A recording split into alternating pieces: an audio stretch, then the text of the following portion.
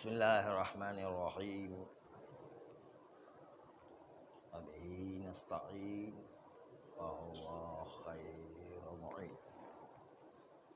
آج کا پہلا مسئلہ یہ ہے کہ اگر گرمی اتنی شدید ہو کہ وضو کرتے ہیں اور پانی خشک ہو جاتا ہے،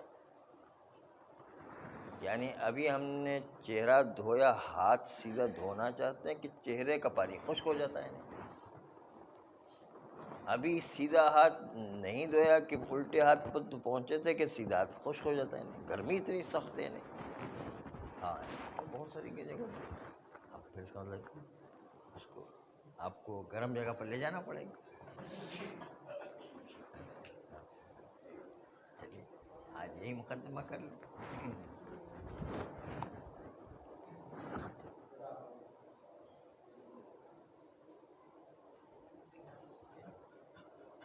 تو گرمی اتنی شدید ہے کہ ایک آزاد ہوتے ہیں تو دوسرا آزاد خشک ہو جاتے ہیں، تو اس کی وجہ سے اگر پیدر پہ وضو کر رہے تو موالات پر فرق نہیں پڑے گا، کیونکہ گرمی بڑی شدید ہے نا۔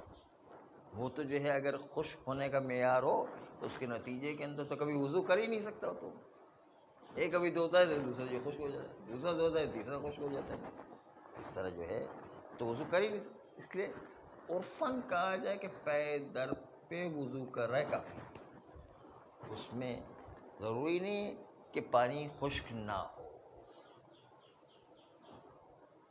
کبھی گرمی نہیں ہے لیکن انسان اتنا گرم ہے کہ پانی ڈالتے ہی گرم جو ہے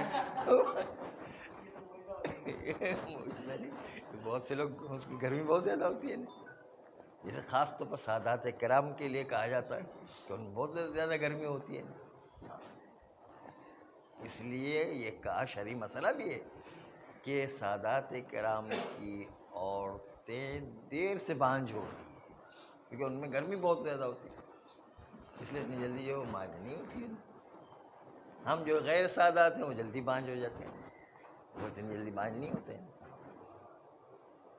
اسی لیے شرعی مسئلہ بھی ہے کہ اگر غیر سادات 50 سال کی عمر میں عورت بانجھ ہو جاتی ہے تو سادات کرام 60 سال میں جو بانجھ ہوتے ہیں، 10 سال کا یا 5 سال کا جو ہے مختلف مراجع کی جو اصول ہے اس کے حساب سے 10 سال تک جو ہے اس کی گرمی کام آتی ہے۔ ہاں ابھی نہیں، ابھی بھی مسئلہ یہی ہے، یعنی شرعی مسئلہ یہی ہے۔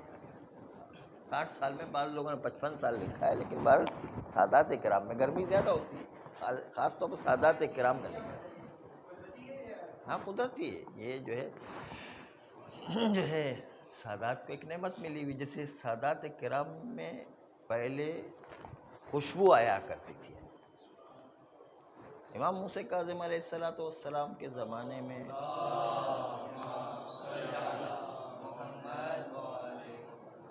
اس طرح پھول میں سے خوشبو آتی، اس طرح سادات کرام میں سے حقیقتاً خوشبو آتی تھی، یہ تھا وہ زمانہ۔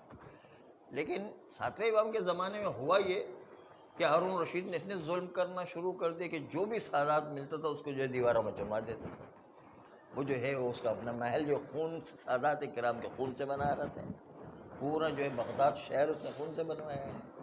اس لیے سادات کرام پر اتنا ظلم ہوا کہ امام موسیٰ کاظم علیہ السلام نے دعا کی کہ پروردگار اس خوشبو کو لے لے کہ اس کی وجہ سے جو ہے سادات کرام مارے جائیں۔ تو وہ امام کی دعا کے نتیجے میں وہ خوشبو اٹھا لی گئی، اور جب زمانے کا امام آئے گا تو یہ خوشبو دوبارہ سادات کرام میں پلٹ آئے گی۔ یہ خوشبو جو ہے خاص علامت تھی۔ یہاں پر اگر ایک مسئلہ آتا ہے کہ جو سادات ہیں اور غیر سادات، اب وہاں سے جو ہجرت کر کے ہندوستان اور برِ صغیر میں آئے تو کچھ سادات نے اپنے آپ کو یعنی چھپا لیا، یعنی سید نہیں بتایا، اگر سید بتاتے تو قتل ہو جاتے تھے، تو ان کی نسلیں جو یہاں پر رہ کر جو ہے وہ یعنی غیر سید کہلانے لگی، اور جو حقیقی سید تھے بعد میں وہ مکس ہو گئے ادھر ادھر، تو اب وہ جو خوشبو ہے تو آیا جو غیر سید ہیں جو پہلے اصل میں سادات تھے تو وہ خوشبو ان میں آئے گی یعنی واپس، اور جو سادات کے نام سے اپنے آپ کو بتا رہے ہیں اصلی سید، میں سے وہ نہیں آئے گی خوشبو، یعنی یہ ہوگا ایسا؟ اصلی پھول سے ہمیشہ خوشبو آیا کرتی ہے.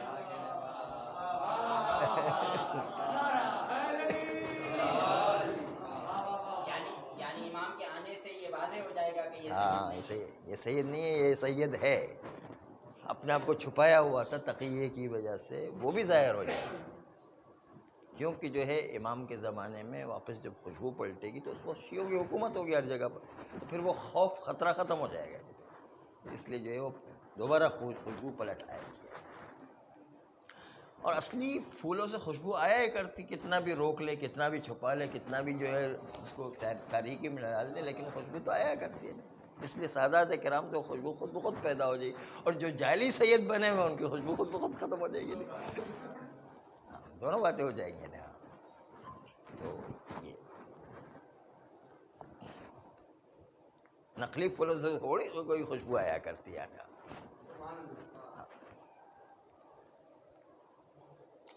تو پہلی بات تو یہ ہوئی کہ اتنی شدید گرمی ہو کہ جس کی وجہ سے وضو کا پانی خشک ہو جاتا ہے، یا بدن میں اتنی گرمی ہے کہ جس کی وجہ سے پانی ڈالتے ہی خشک ہو جاتا ہے. بدن کی گرمی اتنی ہوتی ہے. ابھی بتایا سادات کرام میں بہت گرمی ہوتی ہے. اس لیے دیکھا ہوگا آپ نے کہ بعض سادات کرام بڑا غصہ بھی کرتے ہیں. اس لیے سادات کرام کے غصے سے بھی ڈریے گا. ایک جو ہے روایت بھی ہے کہ مومن کی فراست سے ڈرو، کیونکہ وہ صبر تو کرتا ہے لیکن اس کی حکمت سے جو چل رہا ہوتا ہے تو وہ حکمت کے تحت جو ہے ہمیں کوئی اور نقصان نہ پہنچ جائے. اس کی فراست سے ڈرا کرو. فراست نے اس کی ہوشیاری سے ڈرو. ظاہر اللہ سے وہ خاموش ہے لیکن اندر سے بہت کچھ وہ جانتا ہے. مومن کی فراست سے ڈرو. تو سادات کرام کے غصے سے بھی ڈرو. گرمی بہت زیادہ ہے، کیا کریں، کبھی ایک دم گرمی نکل گئی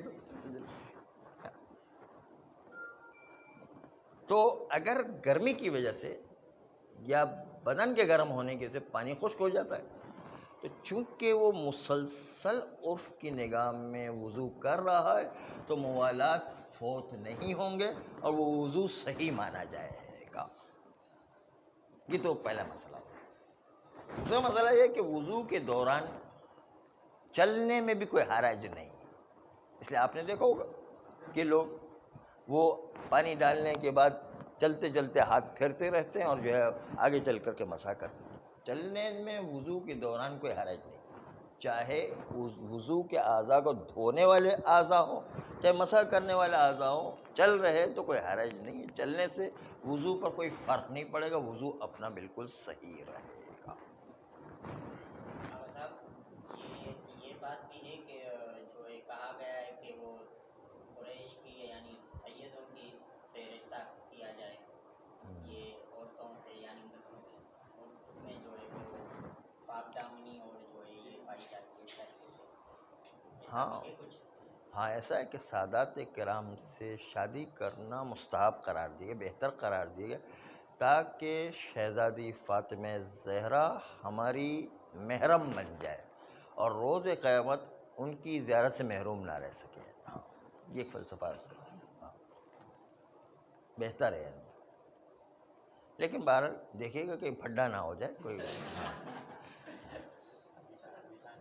یہی مسئلہ ہے کیونکہ وہ گاؤں وغیرہ تو بڑا خطرہ ہوتا ہے کہ وہ سادات کرام غیر سادات کا مسئلہ ہوتا ہے.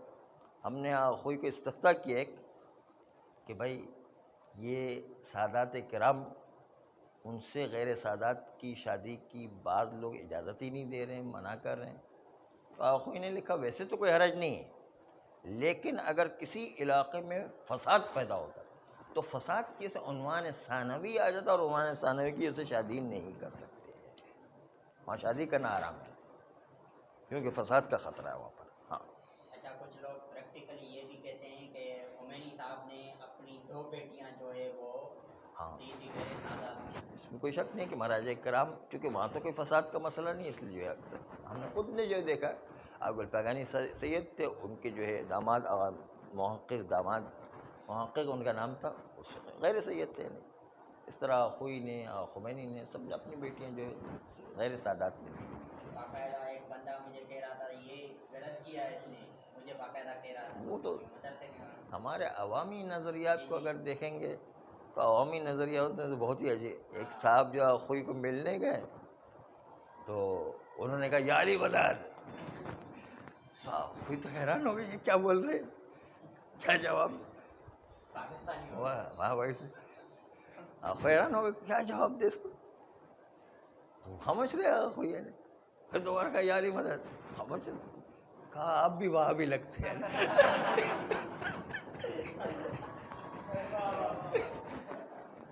آپ پکے وہاں بھی. آج سے میں آپ کی تقلید چھوڑ رہا ہوں.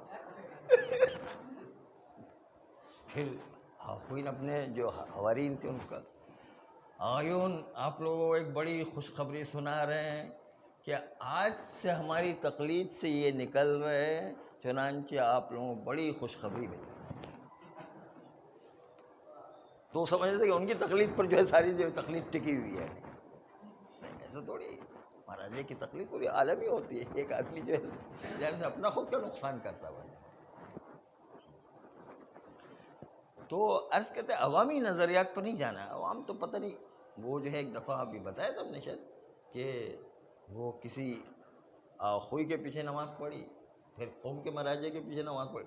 کہا دونوں کا نماز پڑھنا ہی نہیں آتی، ان کی قرات ہی باطل ہے، ان کا قرآن ہی باطل ہے، ان کے تو قرآن ہی نہیں پڑھنے آتا، تو اس لیے جو ہے ان کی مہاراجے کی نماز ہی باطل ہے. یہ جو ہے کہا ہے باقاعدہ عوام کا ہے. ایک قاری صاحب گئے اس طرح کہنے لگے بھائی ان کو تو نماز ہی نہیں، ان کو تو قرآن پڑھنا نہیں آتا تو نماز کہاں سے. یہ اشکال ہم پر بھی تو ہوتا ہے نا، کل شیعہ پہ کہ ان کو قرآن ہی نہیں پڑھنا آتا، ان کے عالم کو قرآن ہی نہیں پڑھنا آتا. وہ تو خیر دشمن کا اعتراض ہے. یہ خود اپنے لوگ جو قاری ہے وہ جا کر کے جب سنتا ہے تو سمجھتا ہے کہ یہ جو ہے نماز باطل ہے. خوئی کی نماز بھی باطل ہے، قوم کے مہاراجے کی نماز باطل ہے، ان کو تو قرآن ہی نہیں آتا ہے. اس طرح کی باتیں کرتے ہیں. یہ عوام کے اعتراضات ایسے ہی ہوتے ہیں. جیسے کہ ہاتھ وغیرہ وہیں پہ دھوئیں اور دوسری جگہ آ کے مسا کریں سر یا پاؤں. ہاں ٹھیک ٹھیک.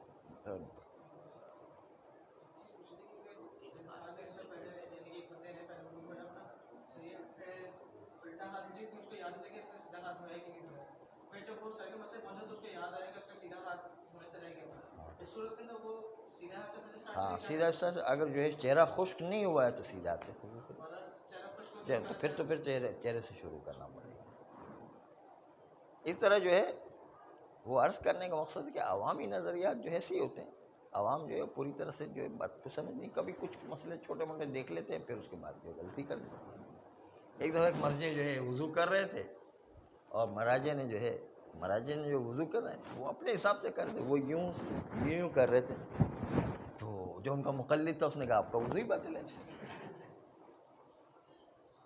تو مرجے نے کہا کہ آپ کو پتا ہے کہ میں نے ابھی وضو کی نیت شروع نہیں کی، وضو سے پہلے میں اپنے ہاتھ کو گیلا کر رہا ہوں، تو کیسے باطل ہوا ہے. وہ ایک چیز سیکھتے دوسری چیز اس کو پتہ ہی نہیں ہوتی کہ کیا اس کے پیچھے چھپا ہوا ہے.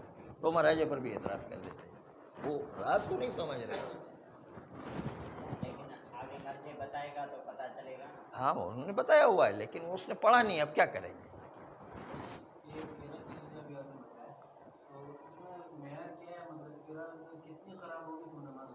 قرات میں معیار قرار دیا کہ عرب لوگ عربی آپ کی سمجھ جائیں اور مخرج میں ایک لفظ سے دوسرا لفظ بدل نہ جائے، ایک حرف سے دوسرا حرف بدل نہ جائے، اور اعراب زیر زبر پیش میں تبدیلی نہ ہو جائے.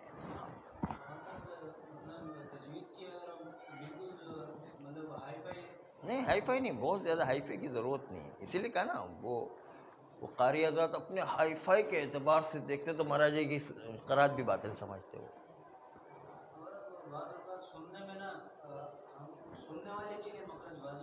ہاں